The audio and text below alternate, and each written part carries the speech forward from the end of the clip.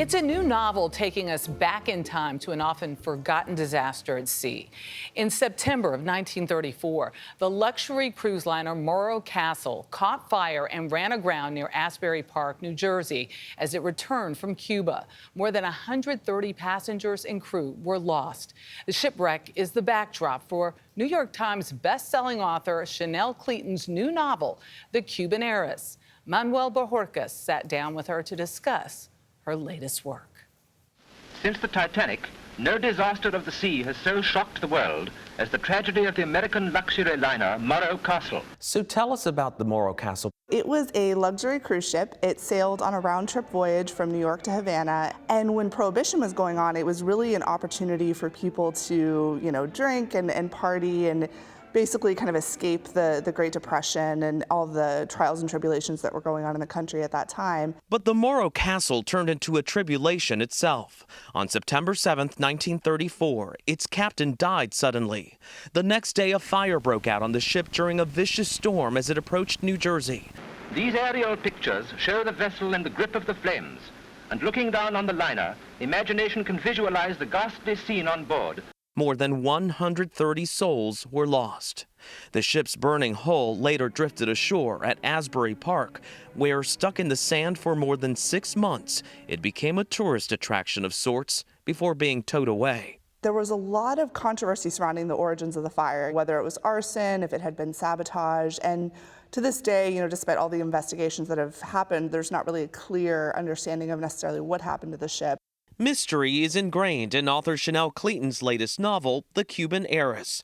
The title, a reference to one character in the book, the other is a woman seeking revenge, both fictional passengers on the Morro Castle. I've just found that I have a passion for writing about women's lives and history and looking at how kind of the personal and the political intersect. It's a passion that has gained Cleeton acclaim in the historical fiction genre. Many of her novels are inspired by her own Cuban heritage.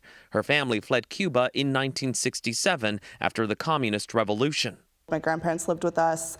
I spoke Spanish and really grew up on their stories and their memories of home. And it was so important to them to pass that on to me, and also I think to keep the culture alive, to honor the history and heritage. We interviewed Cleeton at the University of Miami's Cuban Heritage Collection, which bills itself as the largest collection of materials about Cuba outside the island nation. So much life in these shelves. You feel like her eyes lit up walking through these archives, as if the inspiration for her next novel is hidden in here somewhere.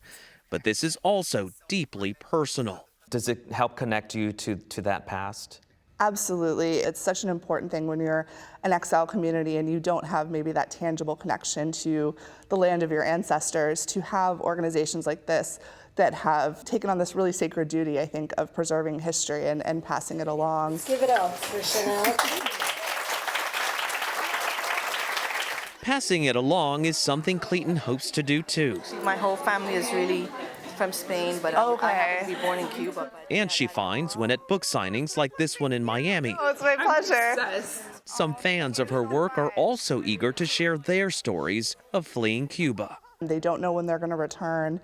And the first time I did the reading years ago, a woman in the audience started crying because it resonated with her, and that was her experience. Among the collection, we found articles about the Morro Castle in a Cuban magazine. Why is it important to revisit history? Well, I think because so much of the past informs the present. We kind of have to understand where we came from to understand where we're going. And I think it also can provide solace, and it can provide a sense of strength in dealing with things in the present. For CBS Saturday Morning, Manuel Bojorquez, Miami.